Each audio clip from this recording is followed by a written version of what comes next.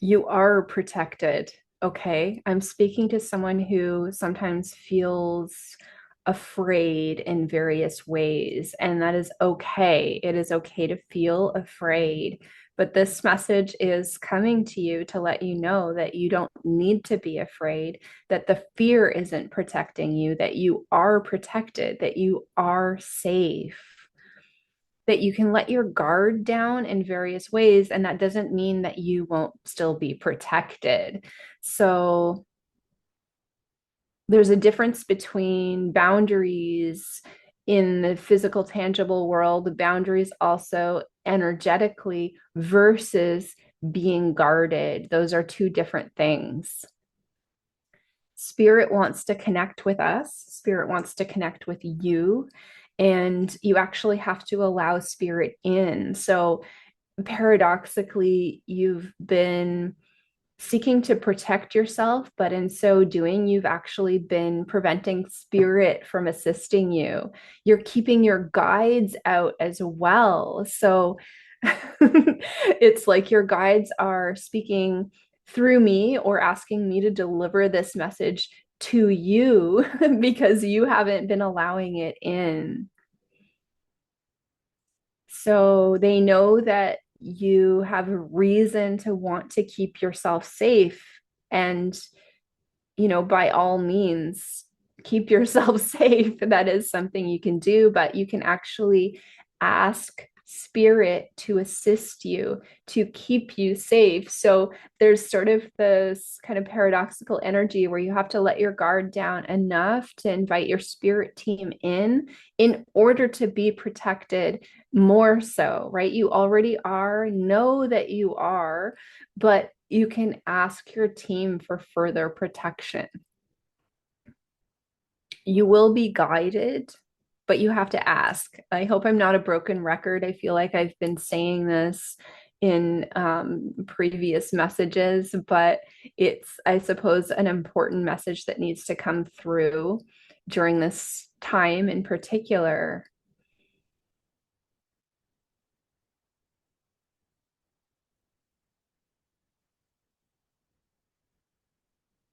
Okay, I'm getting an interesting message, which is to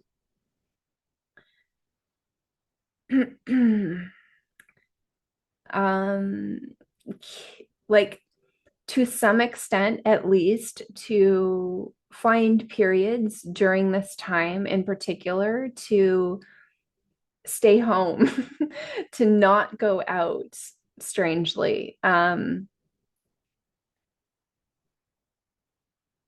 to more so keep in your own energy.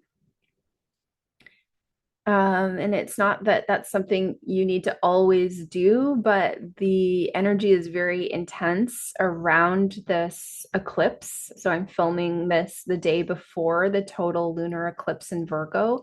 And so if you are watching this in real time, then particularly over the next couple of days, if possible, this doesn't mean, make big changes to your plans, but just find a little bit of space to be in your own energy. Allow the cosmic cleaning process that is underway. This is a message from the Virgo lunar eclipse. There is a cosmic sorting, a cosmic cleaning, a cosmic cleansing. It is a very positive thing. Allow the process to work through you. It's occurring on the world stage, of course, but it's happening for each of us in, less dramatic ways usually. We can allow this energy to carry off with it what we are ready to release. So I've been receiving this image in the last few days of it's like we've closed out the year of the snake, but energetically, it's as if many of us are still sort of carrying around the previous skin that has already sloughed off. Is that how you say that word? So we've already released this old snake skin that was who we were, but it hasn't fully released. And this is part of the energy of the current Mercury retrograde we're in, where it's like, yes, we've moved on to a new energy. However, that old energy is still kind of clinging on. And we have this opportunity now during this Mercury retrograde, right? There's always opportunity. Mercury retrograde isn't bad, it's here to assist us in really fully releasing that old version of ourselves, who you thought you were, who you once were, who other people thought you were. That's a big one. That's a big message for someone. You've outgrown this skin, this persona, this way of being that was never really you in the first place, that was this way you molded yourself according to other people's expectations, desires, perceived needs, and so on. But you are coming more into your own true frequency. And it's not just for you, it's for Earth, it's for humanity. This is how you contribute in a good way to the development and evolution of humanity by standing in your own true frequency.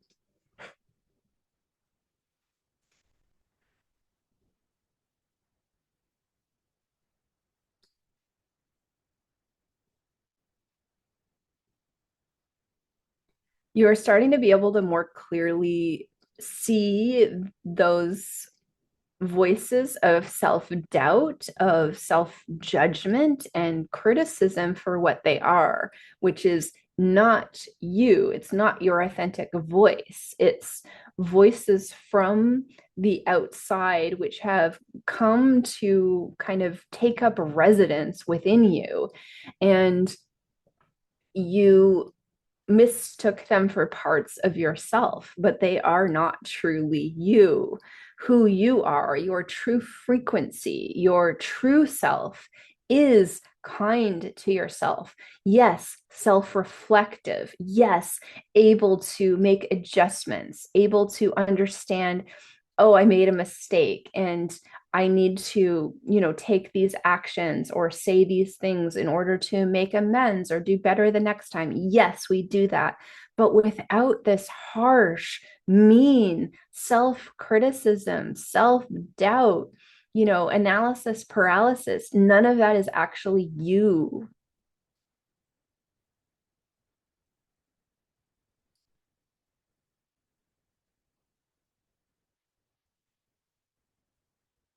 Okay. So I'm getting that. Let me just ask for confirmation from the cards. Is this really what wants to come through right now?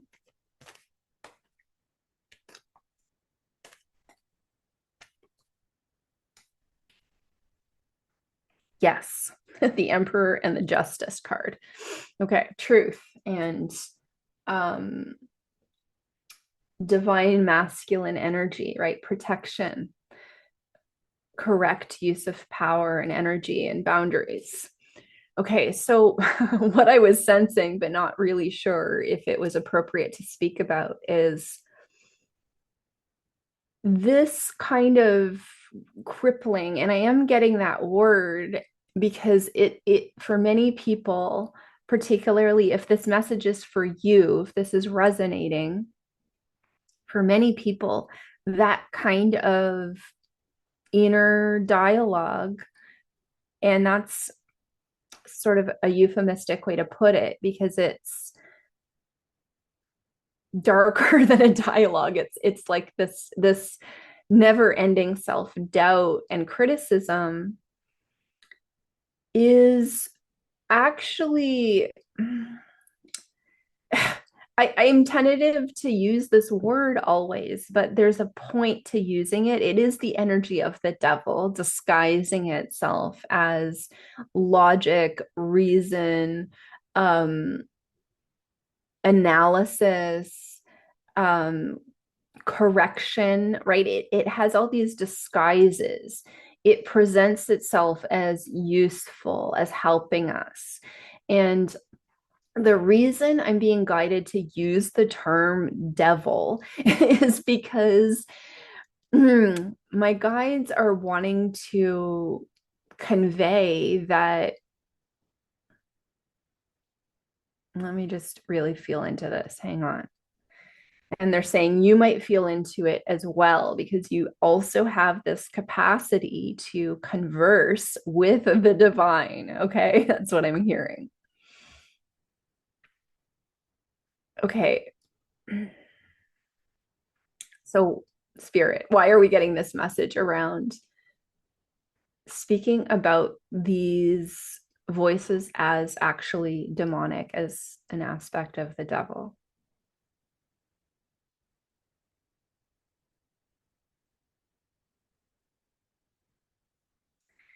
It's like they're wanting to simultaneously deflate the import that we give to the concept of the devil, that it's in many cases seemingly insignificant, no big deal, ordinary. Ordinary. It shows up in very ordinary ways. It's not always like some, you know, villain. Okay, so that's part of the reason that they're wanting to use that word in particular. But the other sort of parallel, seemingly contradictory, perhaps, reason is that they really want to convey how harmful that kind of thing is, right? We can think, oh, it's no big deal. I've been living my whole life with this kind of inner criticism, and I think it helps me. I think it keeps me on track. That's the kind of logic that surrounds this kind of self criticism. It's presented as helpful, it's presented as, how we are good, right? Virgo energy wants to be good, useful, helpful, of service, perfecting, perfect. um, but yeah, my guides want me to specifically call it the devil because while it is so ordinary and we're so accustomed to it, many of us, especially those with Virgo placements, they really want to convey that it's harmful and literally crippling. Um, it literally prevents us from succeeding in the ways that our soul most wants to succeed. It literally prevents us from certain experiences, from certain encounters, even from certain gifts. So certain like psychic gifts, for instance, and everybody is psychic or sensitive or intuitive, whatever word you want to use. And that kind of self-doubt can be a block to accessing those gifts. Um, so it's not just crippling, it's blinding, they're saying. And I know that some of this terminology is not necessarily PC, but they're bringing it through on purpose because they're saying it is an apt metaphor. You really are blinded to truth, to intuitive messages, to guidance from spirit, to your connection to source. It actually blocks your connection to the divine when you allow those kinds of self criticisms to take up residence within you. It's a way in which these dark forces come to find home within our space. They disguise themselves as something other than they are. And people can embody these energies unknowingly. It's not always malicious, so sometimes it's a very internal thing within us, but characters within our life can also embody these frequencies, thinking that they're helping us, but they're actually doing the work of the devil, I'm hearing. And I'm hesitant to use this terminology because my background isn't religious, and I do believe that there's been a great deal of corruption within religion, and particularly Christianity and Catholicism. My mother's side of the family is Catholic. And so I don't really like using that terminology personally in my personality self. But there's a reason they're bringing it through and encouraging me to use it.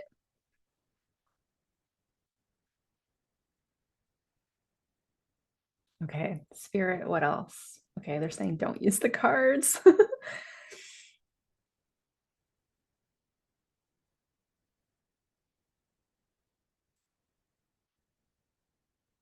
Okay, spirit, what else wants to come through? Is that the message?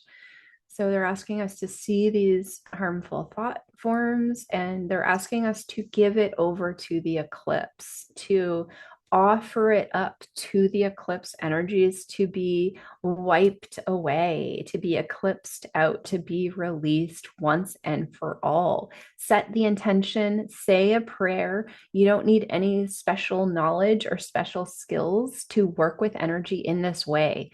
Write it in your journal, something like, I release all, you know, I release all harmful self criticism, crippling self doubt. I release all energies that no longer serve me.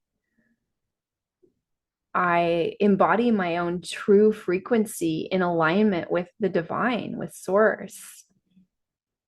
I set the intention to collaborate with my guides, with spirit, even though I don't necessarily know how. I trust that I will receive guidance, that I will receive intuitive nudges. So you might say these things if they resonate, or write them in your journal, or find your own wording.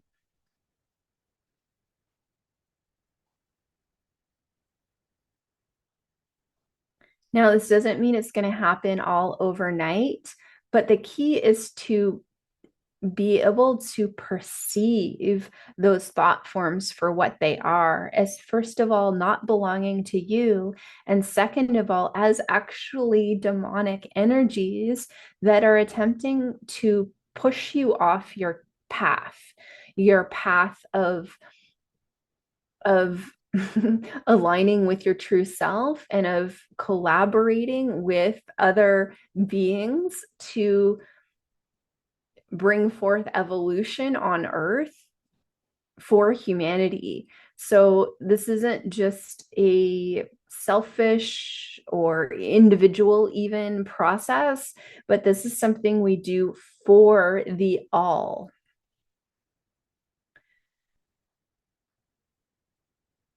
So they're emphasizing too that there's nothing to be scared of. Part of the reason for using the word devil again is because they want us to see that these energies can't harm us. They're like little gnats. Like once we realize that we have sovereignty, that we are connected to spirit, all we need to do is dismiss them. It's as easy as that. The devil, these dark forces, whatever, it sounds so scary perhaps, but it has no power once we see it for what it is. So these energies do like to trick us. They disguise themselves because they have to, because they actually have no power.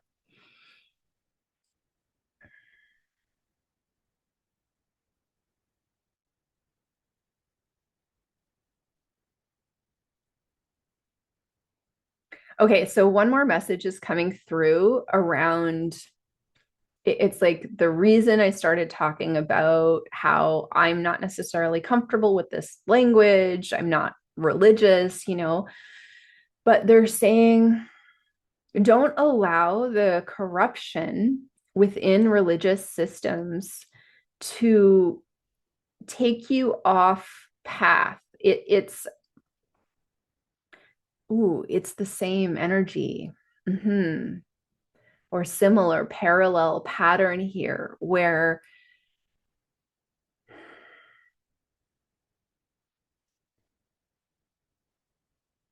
okay, hang on, let's feel into this. Okay, it's not exactly the same, but there is a parallel where we've rightly seen the corruption within certain religious orders, and we can speak specifically to Christianity, the way it's been used against us. And these dark forces have disguised themselves within these systems, as they would, of course. Any system that itself holds truth and light and promise is the perfect hiding place for these dark forces. So, and it's almost like if we allow that, the recognition of that, to scare us away from religion or Christianity altogether. And now they're not really talking about religion. They're talking about, it's like, okay, this is,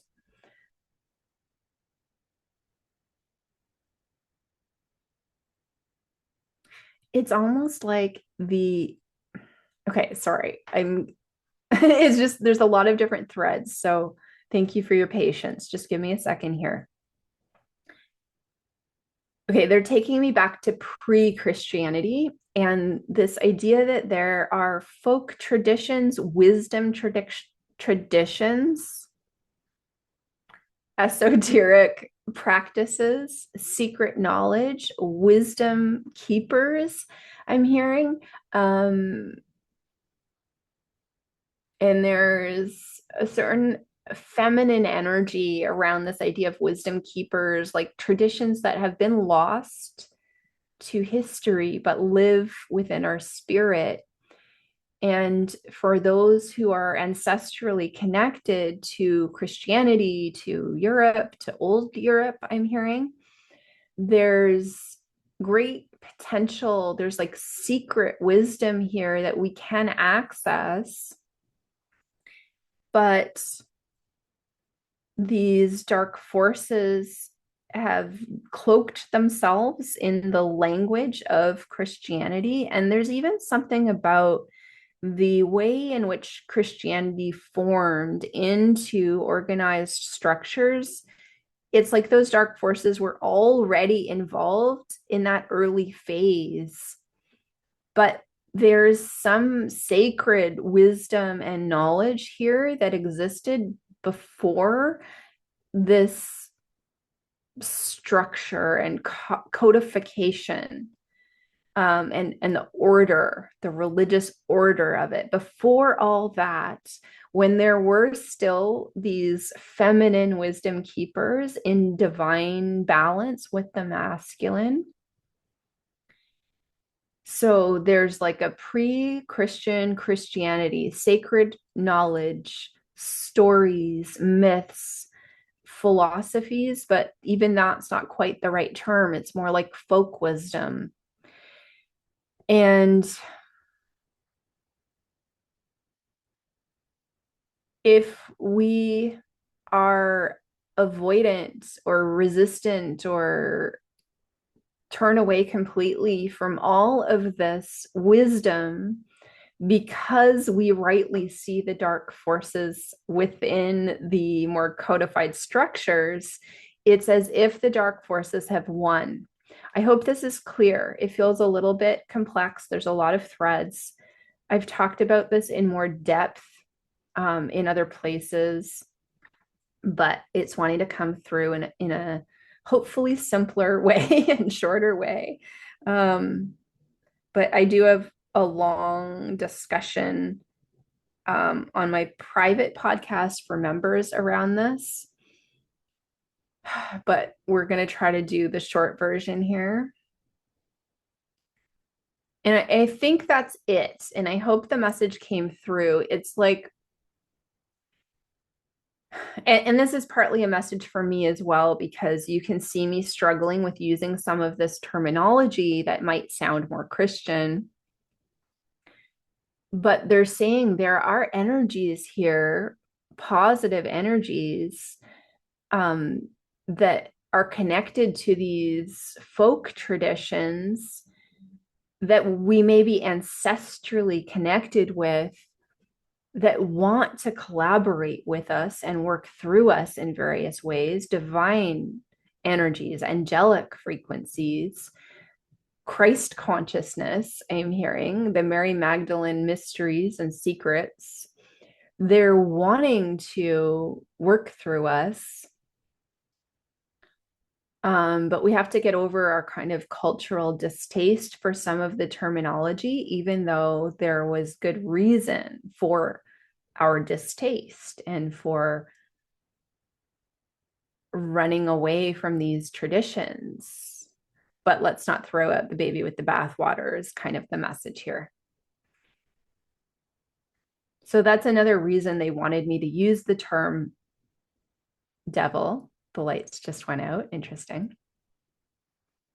I'm going to turn it back on if I can. Might be. Let's see.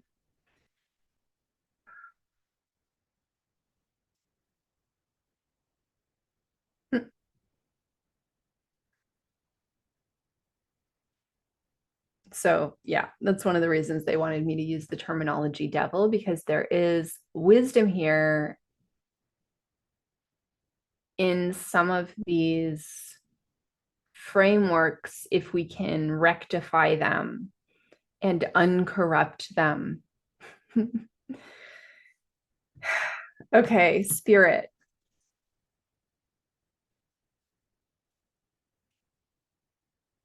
Is anything else want to come through in this message? I don't think so. I think that's it for today. I hope this was helpful. Thank you so much, everyone, for being here. I really appreciate you. I do have a podcast and a blog. I also offer one-on-one readings, astrology, tarot, energy, channeling readings. And I also have a membership where I work with members to develop our intuition. And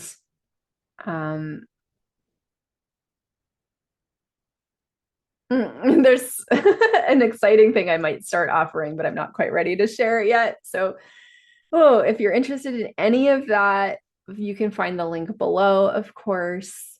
If this resonated with you, please subscribe, please like, and let me know in the comments how this landed. Let me know about your eclipse experience. How is it feeling if you're listening to this in real time? I would love to hear.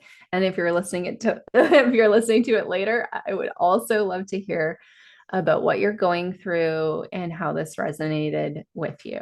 Okay, thank you so much, everyone. I'll catch you in the next one.